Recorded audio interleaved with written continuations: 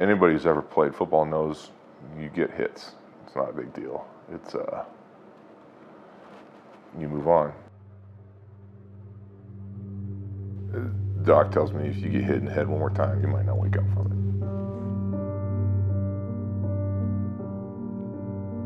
it. We told the Cowboys that what had happened and what we'd seen, and for a long while after, I still had some pretty severe symptoms.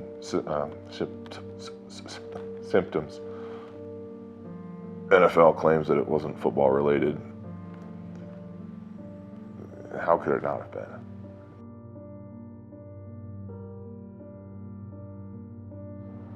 I remember walking into the facility that morning and installing some offensive plays, and then that's it.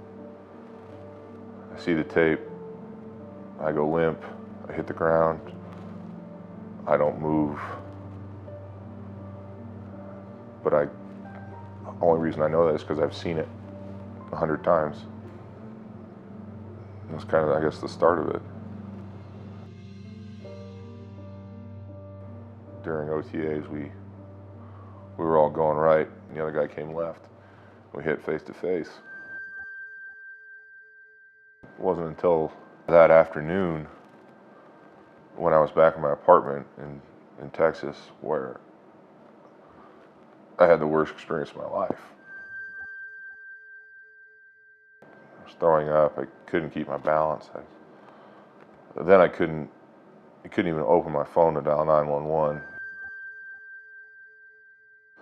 My head felt like you'd filled it with hot sulfur, and then somebody had taken an anvil and was slamming my head against that anvil, and all I wanted to do was die.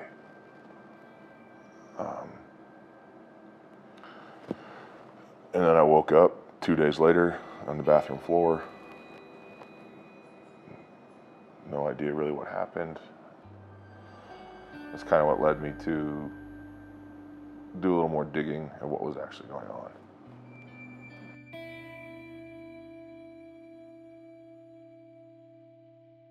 I'd seen some head specialists in Dallas, and they said it was post-concussion syndrome. At least that's what the report says.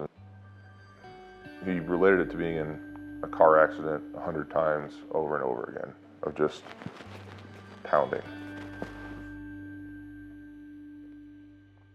And some days are better than others. Things are good, I can get out of the house, I can do stuff. And there are some days where I can't open my eyes. I lay in bed, not being able to function for days. Having the same conversation with people multiple times. I would sit in my car for 2 hours, and all of a sudden, what just happened? I don't know what's going on. Go to the grocery store. You buy an entire list of groceries. You come back home, put everything away. Go to the grocery store. Buy your entire list of groceries. Come back home, only realize that you just did this. Having mood swings, crying for no reason, feeling defeated. As a football player, you're trained to fight on. We get injured, we tape it up, we stick a salt tablet on, and we persevere, we keep through. When it's with your head, you gotta take a step back. The sooner that you can stand up and say to a loved one, say to a family member, say to a friend, hey, I need help, the sooner you can get back on a good path.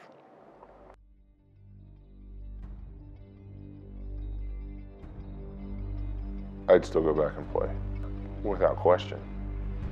It's the ultimate test of self. Who else in the world do you match up against?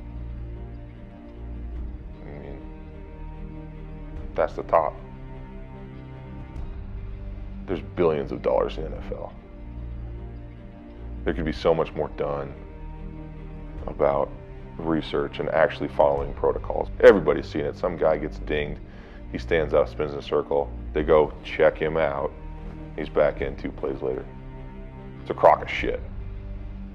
Some of those guys have wives and kids, and you mean to tell me that you're gonna take responsibility for sending that guy out back into imminent danger like that? If the fans can see it, I know the team doctors can see it, I know the coaches can see it.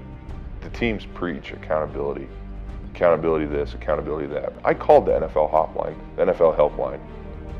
I went through 3 numbers.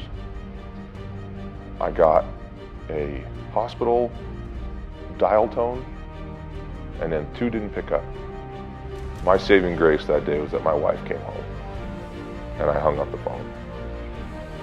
She didn't come home, Lord knows what would have happened. I would have thrown a chair through a window, and that was the beginning of it.